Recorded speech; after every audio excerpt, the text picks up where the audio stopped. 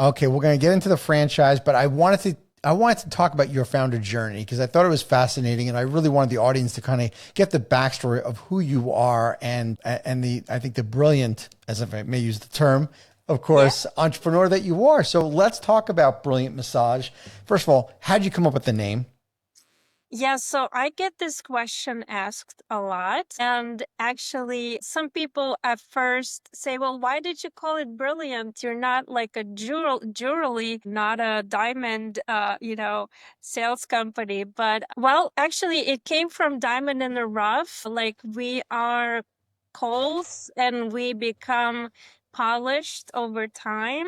So I felt like losing my parents and always strived to make the best out of situation and become the best I can be regardless of my circumstances. And that's kind of always stuck with me, like being brilliant, becoming from nobody somebody, that everyone can accomplish this. And that's why I'm passionate and I want to teach other aspiring entrepreneurs or people that would like to, maybe they're working in a spa but would like their own to own their own business one day, that you have to go after it and make it happen, and you can be brilliant too and don't give up on your dreams. So that's what it means to me. I love it. I love when people come up with company names that have such a significant meaning to their life and what they're trying to create, or it resonates with their client, and that's what you did here. That's awesome. What about your business itself? And I know we talked about the uniqueness of Brilliant Massage because you are different, and there are so many different spas that are out there. So share with us a little bit of what makes you guys different than the other spas that are around.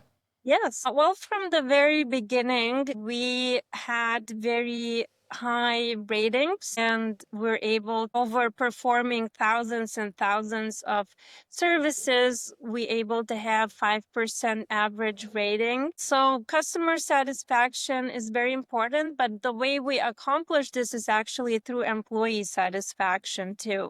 So at Brilliant, we really understand that our staff members is what makes us brilliant. And the success that we have, it is because of every single team member and their skills. So we have a system to attracting those type of employees. I believe we're able to pay them very competitive rates. We do eliminate in-person receptionists, so we train our therapists to check in and check out customers and build rapport that way with our customers also.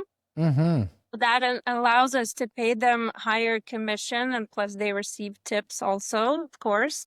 So that is one of the ways that we are different. And we have developed proprietary systems with our memberships and the way our team connects and works on a daily basis. I think it's a little different than most other spas. So Yolita, tell me about if when you're talking to talking to people who may want to open a spa, who do you think is your target franchisee? So, as a starting company, we are passionate to allow other spa professionals to get into spa ownership. So, any existing massage therapists or licensed estheticians, or perhaps spa managers, if they would like to now run their own spa, is ideal candidate for us. And we even have discounted franchise fees for them Oh, because it's being from massage therapist into, so I like to make that possible to other people as well. But not to say that, yeah. I love it. I love it. And the other thing that you also do very differently than I thought was so smart is your expansion plans and the markets that you go into and why. Would you share with the audience on your sort of your method to your madness on why you pick certain markets on where you want to grow? Yes. So, well, right now we are looking to grow in the New England area. We got registration with New York State, and we're able to grow in cities that are 50,000 people in population and up. And with the systems and processes that we have in our Vermont locations, and now our first franchisee opening in Stowe. Once we get into those other markets like New York, Massachusetts, New Jersey, Connecticut, and then East Coast, Florida, I think they're even going to be more successful than we are, because if we are successful in a small market with 2 locations in the small population area, then they will be able to be even more successful. So we're not, I guess we're flexible, with the Hmm. town or city they be working in, but we just want to see, in good neighborhoods with existing demand for massage therapy and skincare. Sure. And you did share with me that strategically, though, you do love going into smaller markets where there's not as much competition. Yeah, so exactly. So, we can go into any of those states, have a lot of pocket markets that is like 50,000 population. So it doesn't have to be like big metropolitan cities. That's smart. Yolita, I think when it comes to business strategy, the two things that really stand out for me that you've identified is you're looking for people who are those spa professionals, right? Somebody who's in the business, they want to own their own business, that were like you, and going through the smaller markets. That is what I consider, that one of the books that I loved was Blue Ocean Strategy, where Yes. you're going where other people aren't going. So you're targeting the folks who are maybe in the business to get into the business, as opposed to somebody who's just looking to open a franchise. And then the markets that you're picking is also really, really smart, because there's a lot of red ocean, right? There's a lot of competitors in those bigger markets. So by looking, yeah, so for looking for spa professionals in smaller markets, it's going to allow you to start growing really, really quickly in those areas. And we're looking to create differentiation with that. Like you said, we're not looking just for investors. We're looking people that are also passionate about the industry and the services that we're going to be providing. And, there is a lot of that in the niche of people wanting to own their own spa, and in some of these smaller cities and towns, and also people that maybe don't have such a very high net worth. We're able to work with them. Our build out cost is not exorbitant. It's very approachable, and we do have also financing opportunities in house and different vendors we can work with, whatever is best solution for the potential franchisee. Okay. What is the investment range to open a location? So, the range that we have, it could be anywhere from 120 to 250,000. Okay. That's going to depend also whether we could find a second generation location, like a real estate, where maybe we don't need to do such extensive build out. We can work with what we can find, maybe just do minor work such as painting, maybe flooring, and so that could be that range. But then we would like them to have, whether they don't have to have all that in cash also, at least if they have like maybe 30%, we can finance the rest. Okay. And on the square footage, it would depend, they could start. Also, there's an optional, they start with less rooms, treatment rooms, and then maybe they can double the size or open another unit. So there's a lot of room for that too. And what would you say is the average kind of square footage of a footprint, and how many rooms would that include?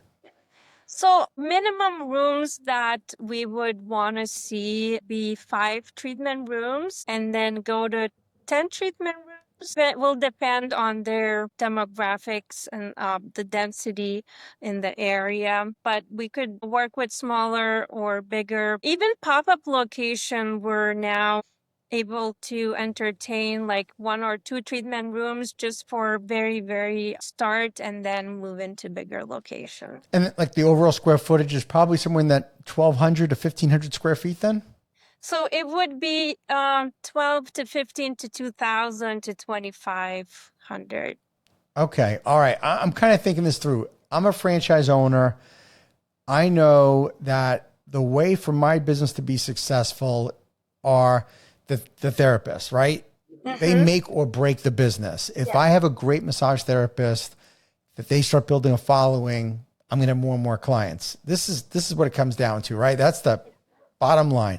So what do I need to do to make sure I'm attracting the best massage therapist into my business? Am I training people right out, or am I getting people right out of massage school, or am I trying to get people to come from other places? What's kind of the strategy? Yep. So the best strategy to attract high quality massage therapists is to be a highly rated massage and skincare spa, because good therapists, they want to work with other good therapists and with management that is great.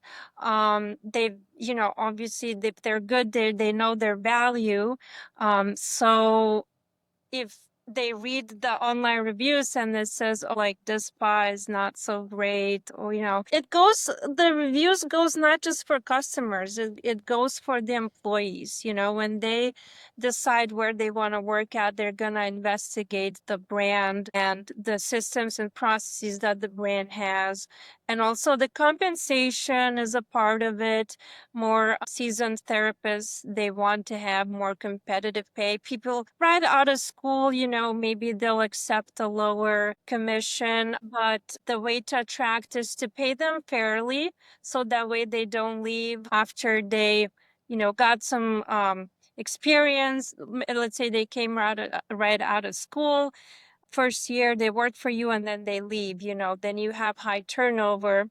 But if you pay them fairly and you have good systems, processes, they see the value staying with you because you're providing them good clients, you providing them, good management tools. It's a pleasure to work with in the space. And then they invite their friends to work with them and their, contacts, like referrals. So I think just being good employer, and that is the best way, in my opinion. Sure. And having that strong culture. I'll admit, I know nothing about the spa business. So I was kind of thinking, I was curious, am I bringing in, are these people independent contractors, or are they employees? But it sounds like they are employees of the business then. Yeah, so they are employees, and the definitions or regulations can vary from state to state. Okay.